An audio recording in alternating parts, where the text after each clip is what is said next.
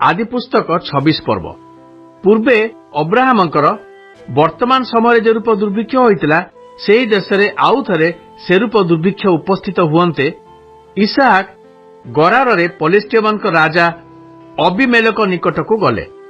सेतेबेले सदाप्रभु तांको दर्शन देई कहिले, तुम्भे मिस्र देशकू जाओ नाही, आम्भे तुमकू जेउ देश कहिबा सेठारे वास कर। तुम्भे एही देशरे प्रवास कर, तहिरे आम्भे तुम्भर सहाय होई तुम्भकू आशीर्वाद करिबा, पुणी तुम्भकू ओ तुम्भ वंशकू एही समस्त देश देबा ओ तुम्भ पिता अब्राहम निकटरे आपणा कृत शपथर नियम सफल करिबा। आम्भे आकाशर तारागण परी तुम्भर वंश वृद्धि करी सेमानकू एही सबु देश देबा ओ तुम्भर वंश द्वारा पृथ्वीस्थ जावतीय जाति आशीर्वाद प्राप्त हेबे। जेहेतु अब्राहम आम्भर वाक्य मानी आम्भर रक्षणीय विषय आम्भर आज्ञा ओ विधि ओ व्यवस्था पालन करिअछि। तहिरे इसाक गरार ठारे बास कले। तहिरे सेही स्थान लोक माने तांकर भार्या विषय पचारन्ते से कहिले से मोहर भगिनी। जेहेतु सेही स्थान लोक माने रिबिका लागि मोते अबा बध करिवे एहा भाबी से ताहाकू आपणार भार्या बोली कहिबाकू भय कले, जेहेतु से परम सुंदरी थिला। पुणी सेही स्थान रे बहु काल बास कला उतारे एक समय रे पलिस्टिय राजा अबिमेलेक झरका बाटे निरीक्षण करी इसाकंकू आपणा भार्या रिबिका सहित कौतुक करुथबार देखिले। तेणु अबिमेलेक इसाकंकू डकाई कहिले, से स्त्री अवश्य तुम्भर भार्या, तेबे तुम्भे ताहाकू आपणा भगिनी बोली किपरि कहिल? सेतेबेले इसाक उत्तर कले, मु भाबिली केजाणी ताहा लागि मोहर मृत्यु हब। तहिरे अबिमेलेक कहिले, तुम्भे आम्भमानक सहित एकी व्यवहार कल, कौनसी लोक तुम्भ भार्या संगे अनायासरे सहन करि पारंता ताले तुम्भे आम्भमानकू दोषग्रस्त करंत। अनंतर अबिमेलेक सबु लोकंकू ए आज्ञा देले, जे केही से मनुष्यकू किबा तार भार्याकू स्पर्श करिवो तार प्राणदंड अवश्य हब। अनंतर इसहाक सेही देशरे कृषि कर्म करी सेही वर्ष 100 गुण लाभ कले। पुणी सदाप्रभु तांकू आशीर्वाद कले। ए निमंते से वर्धिष्णु हेले, पुणी से आहुरी आहुरी वृद्धि पाई अति महान हेले एवं तांकर मेषधन ओ गोधन पुणी अनेक दासदासी हेले। तेणु पलिस्टिय लोक माने तांको प्रति ईर्ष्या करिबाकू लागिले। एणु तांकर पिता अब्राहमक समय तांको पितांक दास माने जो जो कूप खोलिथिले पलिस्टिय लोक माने मूर्तिक द्वारा से सबु पोती पकाइले। अनंतर अबिमेलेक इसाकंकू कहिले, तुम्भे आम्मानक निकटरू प्रस्थान कर, जेहेतु तुम्भे आम्भमानक ठारू अधिक बलवान होइअछ। तहरे इसाक सेही स्थानरू यात्रा करी गरार उपत्यकारे तंबू स्थापन करी सेहीठारे बास कले। पुणी आपणा पिता अब्राहमकर वर्तमान समय खोदित जो जो सजल कूप अब्राहमक मृत्यु तारे पलिस्टिय माने पोती पकाइथिले से समस्त इसाक पुनर्बार खोली आपणा पितृदत्त नाम पुनरपि रखिले। आउ इसाकंकर दास माने सेही उपत्यका खोली स्रोतबाही कूप प्राप्त हेले। तहिरे गरार देशीय पशुपालक माने इसाकांकर पशुपालक मानक सहित विवाद करी कहिले, एही जल आम्भमानकर। एणु सेही कूपर नाम एसक अर्थात विवाद रखिले, जेहेतु सेमाने तांको सहित विवाद कले। अनंतर तांकर दास माने आउ एक कूप खोलन्ते सेमाने तही पाई मध्य विवाद कले। तहु इसाक तहिर नाम सितना अर्थात शत्रुता रखिले।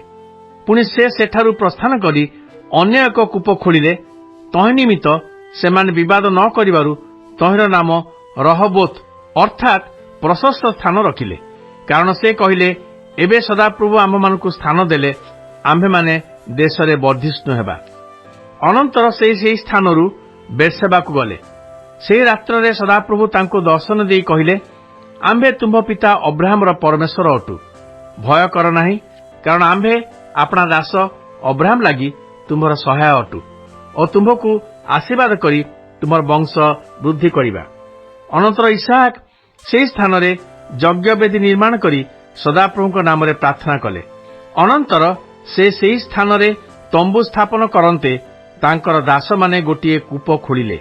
एथि उतारे अबिमेलेक अहुसद नामक आपणा मित्रकू और फिखल नामक सेनापति को संगर घेनी गरार ठारू इसाकंक निकटकू गले।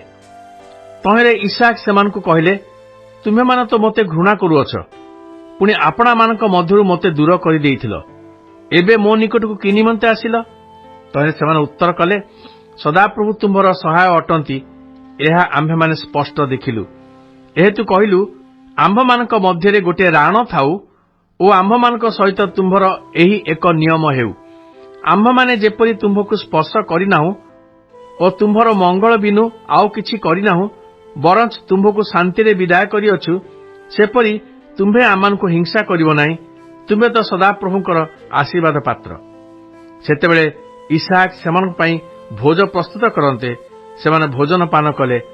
ଅନନ୍ତର ସେମାନେ ଶୀଘ୍ର ପ୍ରଭାତରେ ଉଠି ପରସ୍ପର ଶପଥ କଲେ। ପୁଣି ଇସାକ ସେମାନଙ୍କୁ ବିଦାୟ କରନ୍ତେ ସେମାନେ କୁଶଳରେ ତାଙ୍କ ନିକଟରୁ ପ୍ରସ୍ଥାନ କଲେ। ସେହିଦିନ ଇସାକଙ୍କର ଦାସମାନେ ଆସି ଆପଣାମାନଙ୍କ ଖୋଦିତ କୂପ ବିଷୟରେ ସମ୍ବାଦ ଦେଇ ତାଙ୍କୁ କହିଲେ, ଜଳ ପାଇଲୁ। ଏହେତୁ ସେ ସେହି କୂପର ନାମ ସେବା ରଖିଲେ। ପୁଣି ଆଜି ଯାଏ ସେହି ସ୍ଥାନର ନଗର ବେର୍ସେବା ନାମରେ ଖ୍ୟାତ ଅଟେ। ଅନନ୍ତର ଏସୋ 40 ବର୍ଷ ବୟସରେ ହିତୀୟ ବେରିର ଜିହୁଦିତ ନାମ୍ନୀ କନ୍ୟାକୁ ଓ ହିତୀୟ ଏଲୋନର ବାସମତ ନାମ୍ନୀ କନ୍ୟାକୁ ବିବାହ କଲେ। ମାତ୍ର ସେମାନେ ଇସାକ ଓ ରିବିକାଙ୍କ ମନର ଦୁଃଖଦାୟିନୀ ହେଲେ। ଆଦି ପୁସ୍ତକ 27 ପର୍ବ। ଅନନ୍ତର ଇସାକ ବୃଦ୍ଧ ହୁଅନ୍ତେ ଚକ୍ଷୁ ନିସ୍ତେଜ ହେବାରୁ ଆଉ ଦେଖିପାରିଲେ ନାହିଁ। ସେତେବେଳେ ସେ ଆପଣା ଜ୍ୟେଷ୍ଠ ପୁତ୍ର ଏସୋକୁ ଡାକି କହିଲେ, ପୁଅରେ। ତହିଁରେ ସେ ଉତ୍ତର କଲା, ଦେଖନ୍ତୁ ମୁଁ ଏଠାରେ। ତହୁଁ ସେ ତାହାକୁ କହିଲେ, ଦେଖ ମୁଁ ବୃଦ୍ଧ ହୋଇଅଛି, କେଉଁଦିନ ମୋହର ମୃତ୍ୟୁ ହେବ ତାହା ମୁଁ ଜାଣେ ନାହିଁ। ଏବେ ବିନୟ କରୁଅଛି, ତୁମ୍ଭେ ଏତେବେଳେ ତୁଣ ଓ ଧନୁକାଦି ଶସ୍ତ୍ର ଘେନି ପ୍ରାନ୍ତରକୁ ଯାଇ ମୋ ନିମନ୍ତେ ମୃଗ ଆଣ। ପୁଣି ମୁଁ ଯେ ରୂପ ଭଲ ପାଏ ସେ ରୂପ ସୁସ୍ୱାଦୁ ଖାଦ୍ୟ ପ୍ରସ୍ତୁତ କରି ଭୋଜନ ନିମନ୍ତେ ମୋ ନିକଟକୁ ଆଣ। ତହିଁରେ ମୋହର ପ୍ରାଣ ମୃତ୍ୟୁ ପୂର୍ବରେ ତୁମ୍ଭକୁ ଆଶୀର୍ବାଦ କରିବ। ଇସାକ ଆପଣା ପୁତ୍ର ଏସୋକୁ ଏହି କଥା କହିବା ବେଳେ ରିବିକା ଶୁଣିଲା। ଏହେତୁ ଏସୋ ମୃଗା ମାଂସ ଆଣିବା ନିମନ୍ତେ କ୍ଷେତକୁ ଗଲା ଉତ୍ତାରେ ରିବିକା ଆପଣା ପୁତ୍ର ଯାକୋବକୁ କହିଲା, ଦେଖ ତୁମ୍ଭର ଭ୍ରାତା ଏସୋ ସହିତ ତୁମ୍ଭ ପିତାଙ୍କର କଥୋପକଥନ ମୁଁ ଶୁଣିଲି। ସେ ତାହାକୁ କହିଲେ, ତୁମ୍ଭେ ମୃଗା ମାଂସ ଆଣି ଆମ୍ଭ ନିମନ୍ତେ ସୁସ୍ୱାଦୁ ଖାଦ୍ୟ ପ୍ରସ୍ତୁତ କର। ତହିଁରେ ଆମ୍ଭେ ଭୋଜନ କରି ମୃତ୍ୟୁ ପୂର୍ବରେ ସଦାପ୍ରଭୁଙ୍କ ଛାମୁରେ ତୁମକୁ ଆଶୀର୍ବାଦ କରିବା। ଏଥିନିମନ୍ତେ ପୁଅ, ଏବେ ମୁଁ ତୁମ୍ଭକୁ ଯେଉଁ ଆଜ୍ଞା ଦେଉଅଛି ମୋହର ସେହି କଥା ଶୁଣ। ତୁମ୍ଭେ ଏବେ ଗୋଠକୁ ଯାଇ ସେଠାରୁ 2 ଗୋଟି ଉତ୍ତମ ଛେଳି ଛୁଆ ଆଣ। ତହିଁରେ ତୁମ୍ଭର ପିତା ଯେ ରୂପ ଭଲ ପାଆନ୍ତି ସେ ରୂପ ସୁସ୍ୱାଦୁ ଖାଦ୍ୟ ମୁଁ ରାନ୍ଧିଦେବି। ତୁମ୍ଭେ ତାହା ଘେନି ପିତାଙ୍କ ନିକଟକୁ ଯାଅ। ତହିଁରେ ସେ ତାହା ଭୋଜନ କରି ମୃତ୍ୟୁ ପୂର୍ବରେ ତୁମ୍ଭକୁ ଆଶୀର୍ବାଦ କରିବେ। ସେତେବେଳେ ଯାକୋବ ଆପଣା ମାତା ରିବେକାକୁ କହିଲା, ଦେଖ ମୋର ଭ୍ରାତା ଏସୋ ଲୋମସ, ମାତ୍ର ମୁଁ ନିର୍ଲୋମ। ଏଣୁ ଯେବେ ପିତା ମୋତେ ସ୍ପର୍ଶ କରିବେ ତେବେ ମୁଁ ତାଙ୍କ ଦୃଷ୍ଟିରେ ପ୍ରବଞ୍ଚକ ଦେଖାଯିବି। ତାହେଲେ ମୁଁ ଆପଣା ଉପରକୁ ଆଶୀର୍ବାଦ ନ ଆଣି ଅଭିଶାପ ଆଣିବି। ମାତ୍ର ତାହାର ମାତା କହିଲା, ପୁଅ ସେ ଅଭିଶାପ ମୋତେ ଘଟୁ, କେବଳ ତୁମ୍ଭେ ମୋ କଥା ମାନ ଓ ଯାଇ ଛେଳି ଛୁଆ ଆଣ। ତହୁଁ ଯାକୋବ ଯାଇ ତାହା ଘେନି ମାତା ନିକଟକୁ ଆଣନ୍ତେ ମାତା ତାହାର ପିତାର ରୁଚି ଅନୁସାରେ ସୁସ୍ୱାଦୁ ଖାଦ୍ୟ ରନ୍ଧନ କଲା। ତହିଁରେ ରିବିକା ଘରେ ଆପଣା ନିକଟରେ ଜ୍ୟେଷ୍ଠ ପୁତ୍ର ଏସୋର ଥିବା ଉତ୍ତମ ବସ୍ତ୍ର ଆଣି କନିଷ୍ଠ ପୁତ୍ର ଯାକୋବକୁ ପିନ୍ଧାଇଲା। ପୁଣି ଛେଳି ଛୁଆର ଛାଲ ଘେନି ତା ହସ୍ତରେ ଓ ଗଳା ଦେଶରେ ନିର୍ଲୋମ ସ୍ଥାନରେ ଗୁଡ଼ାଇ ଦେଲା। ଆଉ ସେହି ରନ୍ଧା ସୁସ୍ୱାଦୁ ଖାଦ୍ୟ ଓ ରୋଟି ଯାକୋବର ହସ୍ତରେ ଦେଲା। ତହୁଁ ଯାକୋବ ଆପଣା ପିତା ନିକଟକୁ ଯାଇ କହିଲା, ପିତ। ସେ ଉତ୍ତର କଲେ, ଦେଖ ମୁଁ ଏଠାରେ ପୁତ୍ର, ତୁମେ କିଏ? ଯାକୋବ ଆପଣା ପିତାଙ୍କୁ କହିଲା, ମୁଁ ଆପଣଙ୍କ ଜ୍ୟେଷ୍ଠ ପୁତ୍ର ଏସୋ। ଆପଣ ଯାହା ଆଜ୍ଞା କରିଥିଲେ ମୁଁ ତାହା କଲି। ଏବେ ନିବେଦନ କରୁଅଛି, ଆପଣ ଉଠନ୍ତୁ, ପୁଣି ବସି ମୋହର ମୃଗୟା ମାଂସ ଭୋଜନ କରନ୍ତୁ। ତହିଁ ଉତ୍ତାରୁ ଆପଣଙ୍କ ପ୍ରାଣ ମୋତେ ଆଶୀର୍ବାଦ କରୁ। ତହିଁରେ ଇସାକ ଆପଣା ପୁତ୍ରକୁ କହିଲେ, ପୁତ୍ର ତୁମ୍ଭେ ଏତେ ଶୀଘ୍ର ତାହା କିପରି ପାଇଲ? ସେ କହିଲା, ଆପଣଙ୍କ ସଦାପ୍ରଭୁ ପରମେଶ୍ୱର ମୋତେ ତାହା ଭେଟାଇ ଦେଲେ। ଇସାକ ଯାକୋବଙ୍କୁ ଆହୁରି କହିଲେ, ପୁତ୍ର ମୋ ପାଖକୁ ଆସ, ତୁମେ ପ୍ରକୃତରେ ମୋହର ପୁତ୍ର ଏସୋ କି ନାହିଁ ତୁମକୁ ସ୍ପର୍ଶ କରି ଜାଣିବି। ତ ଯାକୋବ ଆପଣା ପିତା ଇସାକଙ୍କ ନିକଟକୁ ଯାଆନ୍ତେ ସେ ତାହାକୁ ସ୍ପର୍ଶ କରି କହିଲେ, ଏଇ ସ୍ୱର ଯାକୁବର ସ୍ୱର, ମାତ୍ର ଏଇ ହସ୍ତ ଏଶୋର ହସ୍ତ ଅଟଇ। ଏ ରୂପେ ସେ ତାହାକୁ ଚିହ୍ନି ପାରିଲେ ନାହିଁ, ଯେହେତୁ ସେ ଆପଣା ଭ୍ରାତା ଏଶୋର ହସ୍ତ ନ୍ୟାୟ ଆପଣା ହସ୍ତ ଲୋମଯୁକ୍ତ କରିଥିଲା। ଏଣୁ ସେ ତାହାକୁ ଆଶୀର୍ବାଦ କଲେ। ଅନନ୍ତର ସେ କହିଲେ, ତୁମ୍ଭେ କି ନିତାନ୍ତ ମୋର ପୁତ୍ର ଏଶୋ? ସେ କହିଲା, ହଁ, ମୁଁ ସେହି। ସେତେବେଳେ ଇସାକ୍ କହିଲେ, ତାହା ମୋ ପାଖକୁ ଆଣ, ମୁଁ ଆପଣା ପୁତ୍ରର ଆନିତ ମୃଗୟା ମାଂସ ଭୋଜନ କରିବି, ତହୁଁ ମୋହର ପ୍ରାଣ ତୁମ୍ଭକୁ ଆଶୀର୍ବାଦ କରିବ। ତହିଁରେ ସେ ନିକଟକୁ ଆଣିଦିଅନ୍ତେ ଇସାକ୍ ତାହା ଭୋଜନ କଲେ, ପୁଣି ଦ୍ରାକ୍ଷାରସ ଆଣିଦିଅନ୍ତେ ତାହା ପାନ କଲେ। ଅନନ୍ତର ତାହାର ପିତା ଇସାକ୍ କହିଲେ, ପୁତ୍ର, ଏବେ ମୋ ନିକଟକୁ ଆସି ମୋତେ ଚୁମ୍ବନ କର। ସେତେବେଳେ ସେ ନିକଟକୁ ଯାଇ ଚୁମ୍ବନ କରନ୍ତେ ଇସାକ୍ ତାହାର ବସ୍ତ୍ରର ଗନ୍ଧ ପାଇ ତାକୁ ଆଶୀର୍ବାଦ କରି କହିଲେ, ଦେଖ, ସଦାପ୍ରଭୁଙ୍କର ଆଶୀର୍ବାଦ ପ୍ରାପ୍ତ କ୍ଷେତ୍ରର ସୁଗନ୍ଧି ତୁଲ୍ୟ ମୋ ପୁତ୍ରର ସୁଗନ୍ଧି। ପରମେଶ୍ୱର ଆକାଶର କାକରରୁ ଓ ପୃଥିବୀର ଉର୍ବରତାରୁ ଉତ୍ପନ୍ନ ଫଳ ଓ ପ୍ରଚୁର ଶସ୍ୟ ଓ ଦ୍ରାକ୍ଷାରସ ତୁମ୍ଭକୁ ଦେଉନ୍ତୁ। ଲୋକସମୂହ ତୁମ୍ଭର ସେବା କରନ୍ତୁ ଓ ନାନା ବଂଶ ତୁମକୁ ପ୍ରଣାମ କରନ୍ତୁ। ତୁମ୍ଭେ ଆପଣା ଜ୍ଞାତିମାନଙ୍କର କର୍ତ୍ତା ହୁଅ, ପୁଣି ତୁମ୍ଭର ମାତୃପୁତ୍ରମାନେ ତୁମକୁ ପ୍ରଣାମ କରନ୍ତୁ।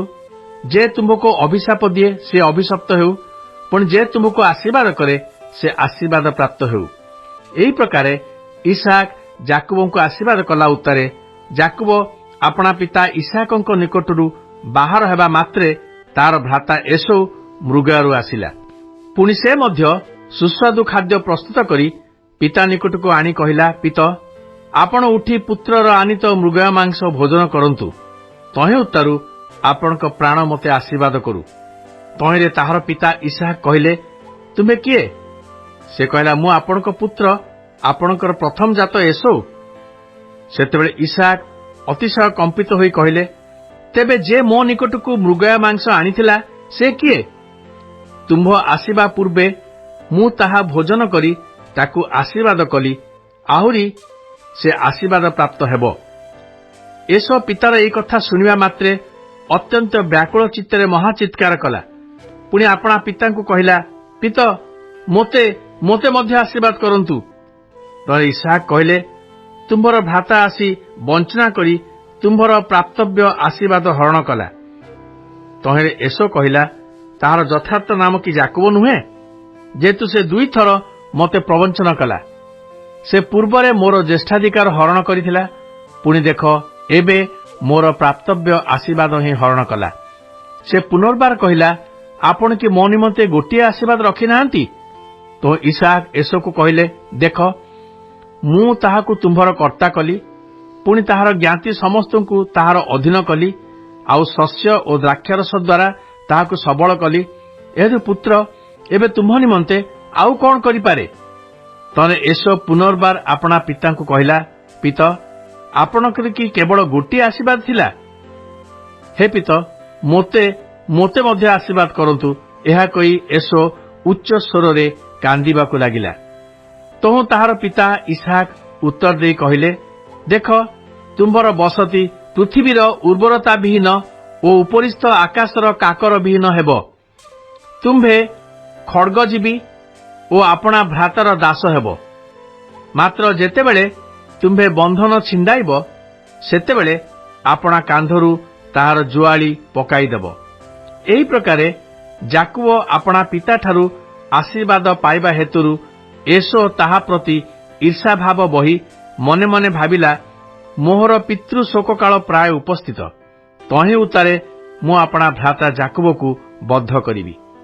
ମାତ୍ର ଜ୍ୟେଷ୍ଠ ପୁତ୍ର ଏଶୋର ଏରୂପ କଥା ରିବିକାର କର୍ଣ୍ଣଗୋଚର ହେଲା। ତହୁଁ ସେ ଲୋକ ପଠାଇ କନିଷ୍ଠ ପୁତ୍ର ଯାକୁବକୁ ଡକାଇ କହିଲା, ଦେଖ, ତୁମ୍ଭର ଭ୍ରାତା ଏଶୋ ତୁମ୍ଭକୁ ବଦ୍ଧ କରିବା ମାନସରେ ଆପଣାକୁ ପ୍ରବୋଧିତ କରୁଅଛି। ଏଣୁକରି ପୁତ୍ର, ମୋର କଥା ଶୁଣ। ତୁମ୍ଭେ ହାରଣ ନଗରକୁ ପଳାଇ ମୋହର ଭ୍ରାତା ଲାବନ ନିକଟକୁ ଯାଅ। ପୁଣି ଯେ ପର୍ଯ୍ୟନ୍ତ ତୁମ୍ଭ ଭ୍ରାତାର ପ୍ରଚଣ୍ଡ କ୍ରୋଧ ନିବୃତ୍ତ ନ ହୁଏ, ସେ ପର୍ଯ୍ୟନ୍ତ କିଛି କାଳ ସେଠାରେ ଥାଅ। ଅନନ୍ତର ତୁମ୍ଭ ପ୍ରତି ତୁମ୍ଭ ଭ୍ରାତାର କ୍ରୋଧ ନିବୃତ୍ତ ହେଲେ ଓ ତୁମ୍ଭେ ତାହା ପ୍ରତି ଯାହା କରିଅଛ ତାହା ସେ ପାଶୋରି ଗଲେ, ମୁଁ ଲୋକ ପଠାଇ ସେଠାରୁ ତୁମ୍ଭକୁ ଅଣାଇବି। ଏକ ଦିନରେ ତୁମ୍ଭ 2 ଜଣଙ୍କୁ କାହିଁକି ହରାଇବି? ଅନନ୍ତର ରିବିକା ଇସାକଙ୍କୁ କହିଲା, ଏହି ହିତୀୟ କନ୍ୟାମାନଙ୍କ ସକାଶୁ ମୁଁ ଆପଣା ପ୍ରାଣରେ ବିରକ୍ତ ହେଉଅଛି। ଯେବେ ଯାକୁବ ଏମାନଙ୍କୁ ତୁଲ୍ୟ କୌଣସି ହିତୀୟ କନ୍ୟାକୁ ଅର୍ଥାତ୍ ଏହି ଦେଶର କନ୍ୟାମାନଙ୍କ ମଧ୍ୟରୁ କୌଣସି କନ୍ୟାକୁ ବିବାହ କରେ, ତେବେ ମୋହର ପ୍ରାଣଧାରଣରେ କି ସୁଖ!